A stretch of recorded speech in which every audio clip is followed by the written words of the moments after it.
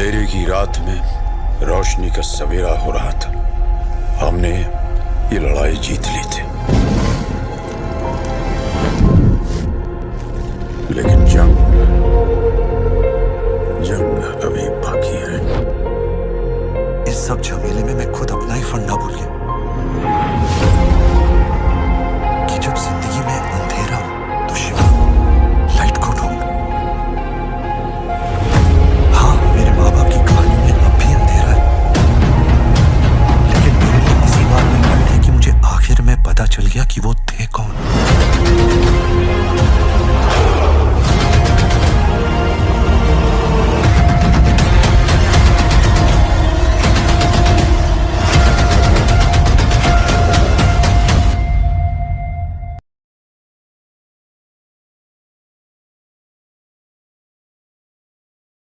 बॉलीवुड अभिनेता रणबीर कपूर भले ही आधिकारिक तौर पर सोशल मीडिया पर नहीं है, लेकिन वह अक्सर अपने प्रशंसकों के साथ बातचीत करते रहते हैं। जूम कॉल पर अपने प्रशंसकों के साथ बातचीत में रणबीर कपूर ने खुलासा किया कि अयान मुखर्जी दूसरी किस्त की पटकथा लेखन में उन्होंने कहा कि तो ब्रह्मास्त्र 2 लिखने में पारी है।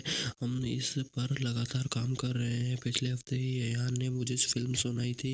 अयान अपने आइडिया, अपनी सोच और किरदारों से पार्ट 1 से 10 गुना बड़ा हो गया है। वह अभी वॉर 2 पर काम कर रहे हैं, इसलिए वॉर 2 को अगले साल के मध्य तक खत्म करने की योजना है और उम्मीद है कि हम अगले साल के अंत तक या अगले साल की शुरुआत में शूटिंग शुरू कर देंगे। लेकिन निश्चित रूप से लेखन प्रक्रिया में फिल्म पर पहले से ही बहुत काम हो रहा है। उन्होंने यह भी कहा कि संवादों केमिस्ट्री के संदर्भ में उन्होंने अभी आलोचनाओं को ध्यान में रखा है। रणबीर ने कहा, हम वास्तव में समझ गए हैं कि इसके लिए हमें किस तरह की आलोचना मिली है, इसके लिए क्या काम आया है और इसके लिए क्या काम नहीं आया है।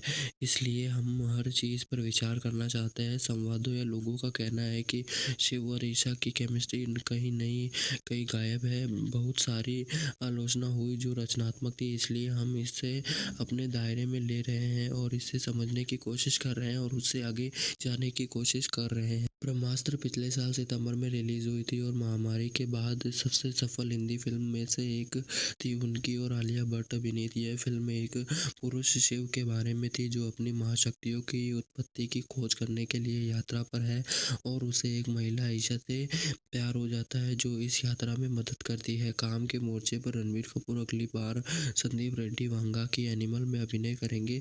फिल्म 7 दिसंबर 2023 को रिलीज होगी।